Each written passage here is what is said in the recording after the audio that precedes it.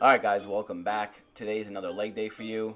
I am switching up my routine a bit. I was doing a PPL routine, which is, for those of you unfamiliar, push-pull legs, take a day off, and then you repeat that.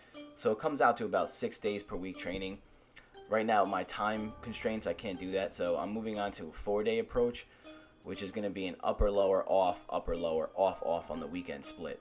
And it's going to be upper body, push-pull, lower body, knee dominant, hip dominant, abs, and then you take a day off and then you repeat that. So the exercises are going to stay the same for about a month. And then my rep schemes obviously change every single workout. I don't do the same reps every single workout. And I don't do pyramids. I follow daily undulating periodization, and what that means is every single workout my intensities change. So some days I could be doing all 5s, some days all 4s, or all 3s. Some days I could be doing more hypertrophy stuff, like I could be doing all 7s, all 8s, 9s, 10s, 12s. Depends on the day, and it depends on how I feel and how my body is responding to the training at hand. So I'm a bodybuilder at heart.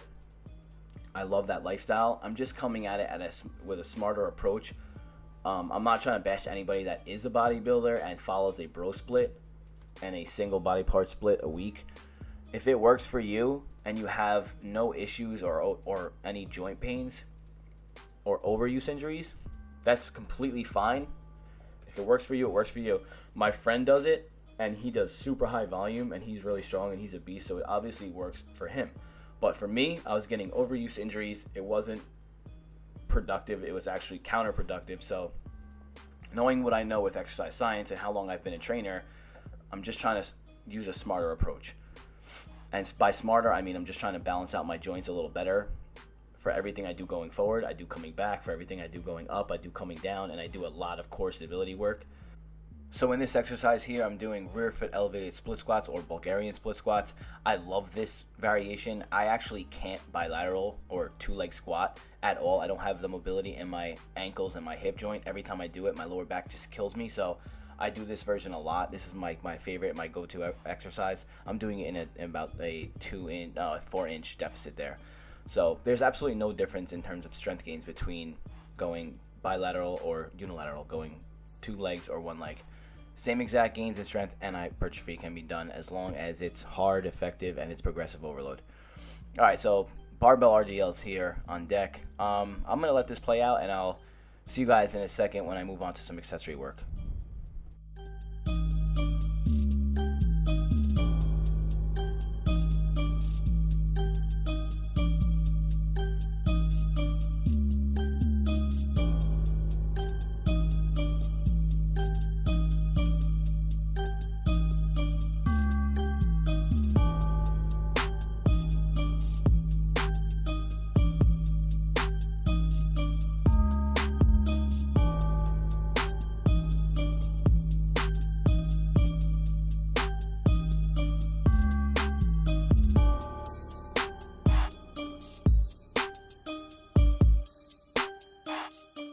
Okay guys, moving on to some accessory work. This here is a glute ham raise. This exercise is really challenging and really hard because it strengthens the hamstrings at both the knee and hip joint by working its 2 primary functions, knee flexion and hip extension at the same time.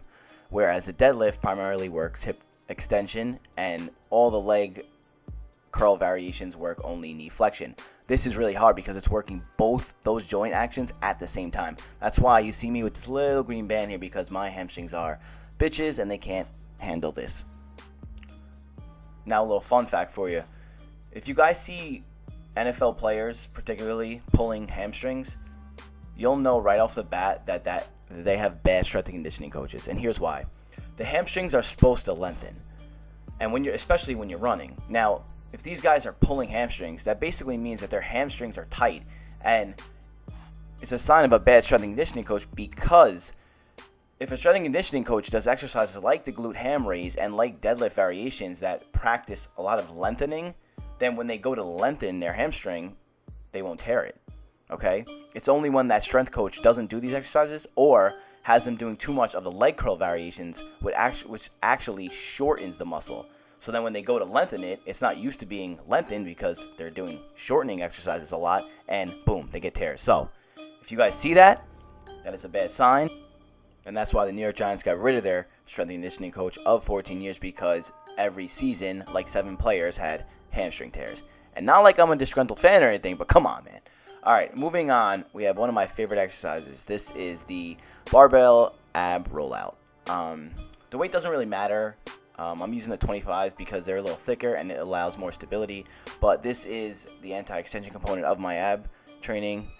Like I always say, my ab training has 3 components: anti-extension, lateral stability, and rotational stability. And this is one of my favorite ones. 2 sets of 10, nice and slow. Go all the way down, try to stop just before your nose touches the floor right here. And then boom, come right back up. All right, guys, I'm going to leave you here. Enjoy the rest of the video. If you haven't already, please comment, subscribe down below. And hit me up on Twitter, Instagram, and Snapchat. And I'll see you guys back here next time. Peace.